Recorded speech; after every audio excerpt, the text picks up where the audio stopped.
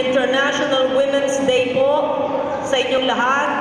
Vice Governor, salamat po sa inyong pagpakilala sa akin. Ako'y natutuwa at nagagalak na makarating dito sa inyo, pero unang lahat ay babati po ako sa ina ng Occidental Mindoro, ang hinahanaan ko sa House of Representatives, si Congresswoman Josephine Nene Ramirez Sato. Mula po na ako'y namulat sa politika, ay si Kong Nene na ang aking kilala. At siya na ang nagdala sa akin sa politika dito, kaya hindi maitatatwa at ako'y nagpapasalamat sa inyo na palagi akong #1 dito dahil natulungan ni Kong Nene Sato, isang modelo ng kababaihan sa Mindoro at sa Pilipinas. Sa gitna na lang ako, hindi ako makita pag nandiyan ako sa podium. Babati sa aking kababata, hindi niyo na itatanong, maski siya ay mukhang 10 years older sa akin. Tanda ka sa akin, di ba? 10 years? Kaya ganyan ako. Nagtataka yung iba. Bakit ako ganyan magsalita sa inyong gobernador? Ang inyong gobernador na ama ng Occidental Mindoro, pagdating ko kahapon, ang trato ko parang barkada. Kasi 15 years old pa lang po ako, barkada ko na si Jean. Kaya lahat po ng sekreto niya ay alam ko. Pero kaya ako nananalo dito at tinutulungan niya dahil tikom ang bibig at naka-zipper po yan. Wala akong sinasabi sa inyong sekreto. Bahala na, baka mamaya kung sasabihin ko. Biro lang. Binabati ko si Governor Jean Menjola at lahat po, Mayor Festin, at sa inyong lahat po ay buwabati ako sa inyo. Hindi ko na po iisa-isahin.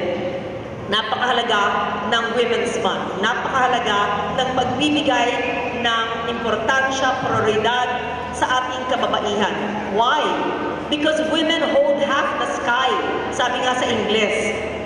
Sa lahat ng ating ginagawa, kung hindi ginagawa ng kababaihan, paano na? Paano na ang bahay, ang tahanan, pag walang babae na siyang nagkakalinga sa mga anak at sa asawa? Paano na ang opisina, ang isang tanggapan, kung wala ang babae? Paano na ang panunungkulan kung wala ang babae? Paano na ang mga kalalakihan kung wala ang babae? Tayo ang siyang, tama, di ba? Paano na ang mundo kung wala ang babae? Dahil tayo ay may talino, tayo ay may puso, tayo ay may passion, tayo ang may compassion. At sinasabi nila, iba daw pag ang babae, kasi tayo alam yung madetalya, complete staff work. Hindi ko naman minamasama ang mga lalaki. Minsan-minsan ay gumagaya din sa mga babae. Pero, biro lang, masama ang tingin sa akin ni Mayor. Pero talaga, iba pag ang babae ang siyang gumawa at gumanaw. Kaya, napakahalaga ng ating mga batas ay tumutulong sa mga babae. Sa aking 3 terminong panunungkulan po sa Senado, siguro gusto niyong malaman ano po ang mga batas na yung ginawa ko para protektahan ang kababaihan. Sa aking unang termino po, yung ating Anti-Trafficking in Persons Act. Ano ba ho ito? Ito yung pagbabawal sa pangangalakal o pagbenta ng bata at babae. 2001 ko po ginawa yan.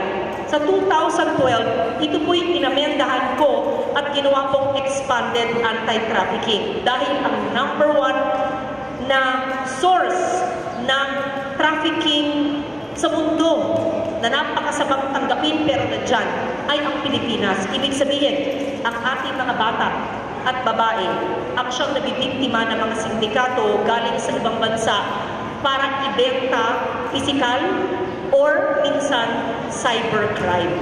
So it's important na yung ating NBI director ng regional nandito galing Pagkalapan nandyan, ang NBI at ayan dyan, RD, ayan. Meron kayong cybercrime division, yung anti-trafficking division, ang DOJ, the mother agency of the NBI, Department of Justice, ang siyang po nagpapatupad ng implementasyon ng ating Expanded Anti-Trafficking in Persons Act.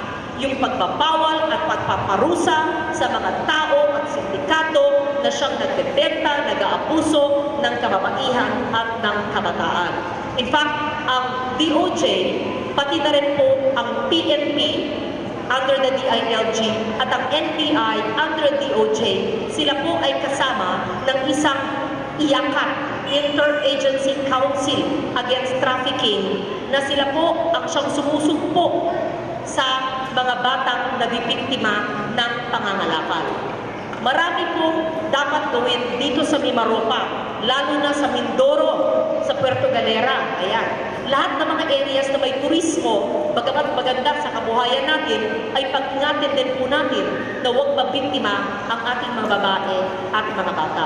Pangalawa pong aking ginawang batas ay yung Anti-Domestic Violence Act. 2003 po yan sinulat at sinabatas. Ito po ay nagbibigay ng lakas at proteksyon sa mga babae laban sa mapang-abuso, asawa, boyfriend, kasamahan, na bawal ang pag-pisikal, emosyonal, pinansyal na pang-aabuso. Yan po yung Anti-Domestic Violence Act.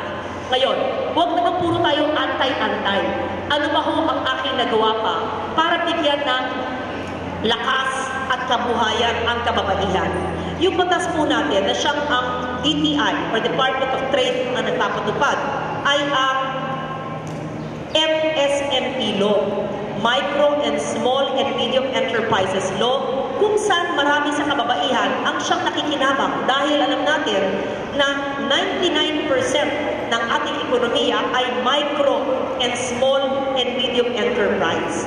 Hindi ba ho? Yung mga gumagawa ng handicrafts, micro enterprise yan.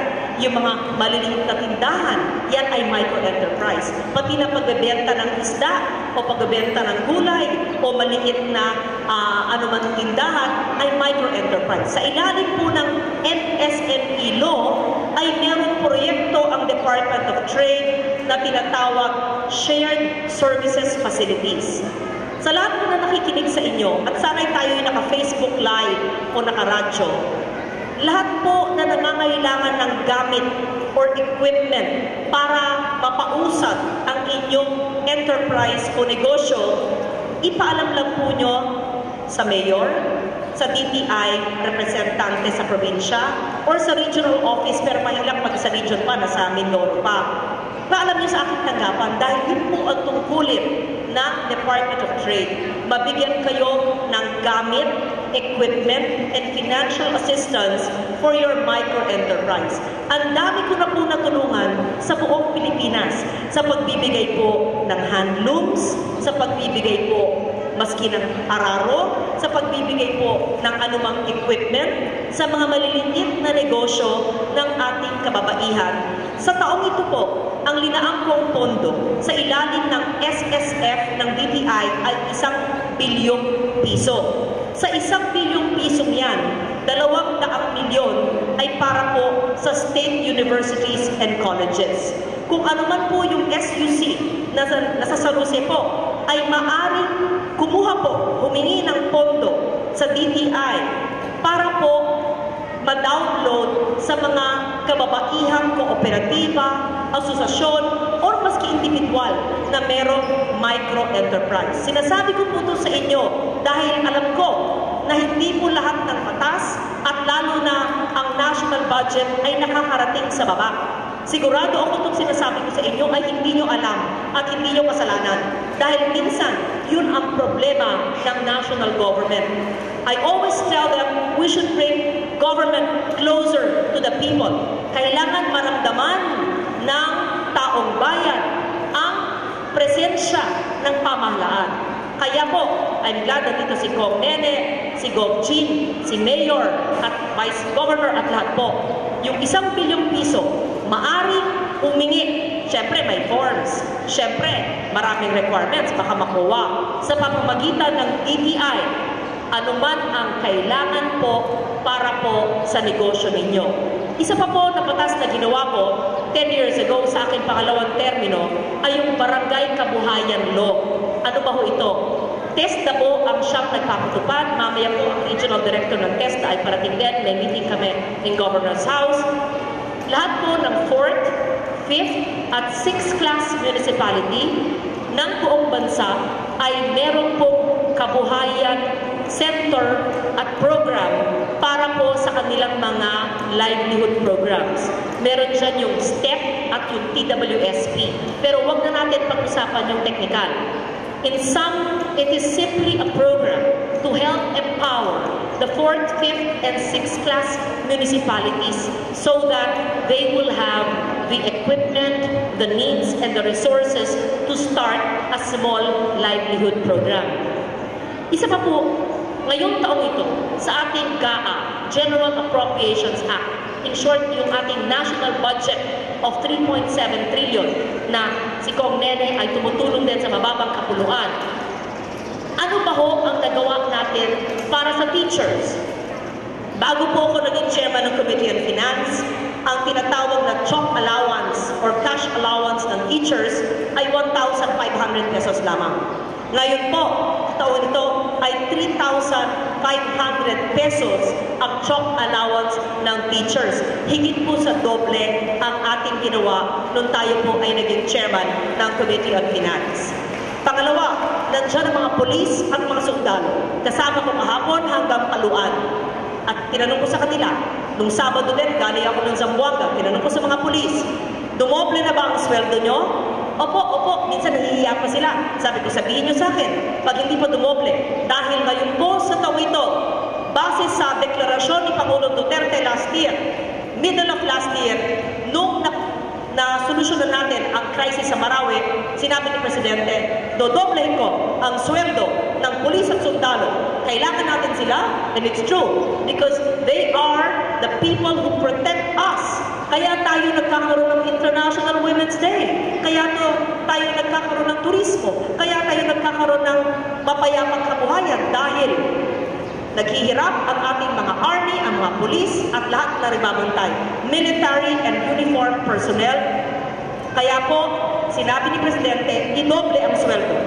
And so, bilang chairman ng finance, ako po ay naghanap ng pondo para po.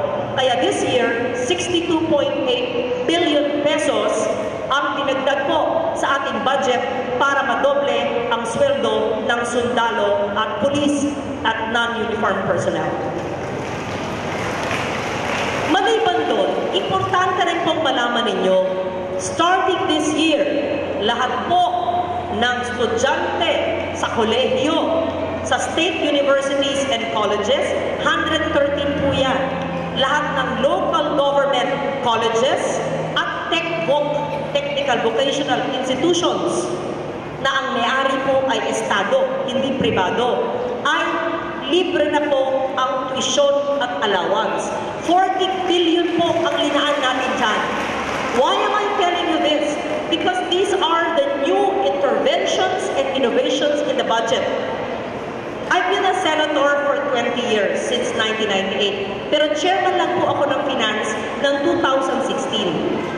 Ang palaging sinasabi noon ay walang pera. Palagi pong sinasabi, hindi kaya. Nung ako'y naging chairman, I will not stand for that. Kailangan may paraan para doblehin ang sweldo ng pulis at militar, may paraan para dagdagan ang allowance ng teachers, may paraan para bigyan ng pondo ang micro enterprises, may paraan para bigyan ng pondo ang TESDA for livelihood, at may paraan para bigyan ng libreng edukasyon ang ating kabataan. And so, first time in 2018 GAA, with Kong Nene's SATO support in the lower house, we put in 40 billion for free college education for all Filipino citizens. Kaya, pag meron po kayong anak, kapatid, kamag-anak na sa SUC, pag singilin po, huwag niyong ibibigay. Libre po yan. At sabihin nyo, narinig nyo kay Senator Legarda, batas na yan, nasa ilalim ng GAA. That's our national budget. So, iilan lang po ito sa mga batas na nagawa ko at yung aking mga ginawang interventions or innovations in the national budget. Apart from the laws I already mentioned to you. Maliban po dyan, ay meron tayong mga munting regalo sa ating provincial government through Gov. Menjola and Kong Sato. Yung ating pagbibigay po ng tulong sa DOLE. Meron po ang DOLE programa, yung DOLE Tupad, yung Cash for Work, at yung DOLE Pangkabuhayan. There have been allocations through the municipalities, but also through the provincial government. Kung hindi po sapat, I can provide more to be able to give livelihood for our women. And so Rose is my project officer. Kong Nene and Mayor Christine and Bob Jean will just ask you, and we can ask. The reason why I asked the regional directors to be here today, to meet in Gov. Jean's house, so that diretsyo na, they will know the needs of the province. Panghuli po, natutuwa lang ako na binanggit po ni Kong Nene yung isa sa mga pakay ng pagbisita ko dito. Unang-una, para sa itong women's celebration po natin. Pangalawa, sa May Maropa. At pangatlo, kahapon po, hanggang Paluan nakarating po kami. Natutuwa po ako na yung anak ko, nakuha po yung aking pusong maglingkod. Pero siya po ay entrepreneur, negosyante. Negosyanteng may puso. Nagtayo po siya ng solar power plant sa isang municipality, alam niyo, Paluan, na halos walang kuryente panghabang buhay. In short, yung dating 4 na oras lang daw na kuryente, ngayon ay 24 oras. Maski na walang kuryente ang buong probinsya, magpunta kayong Paluan. May kuryente at may yelo na sila. Magtatayo daw ng ice plant. Ang kanilang konsumo bilang municipality, sa aking pag-aaral kahapon, narinig ko sa speech ng anak ko, ay 600 kilowatts. Tama ba yun, Gov. Jean? Pero ang kanilang enerhiya ay 2 megawatts. In short, times 4 ang source of energy sa kanilang supply. At meron silang Tesla battery. Ibig sabihin, maski umulan ng isang araw at maulap at gabi, may baterya na siyang sumisipsip ng araw, ng init ng araw para nakareserba.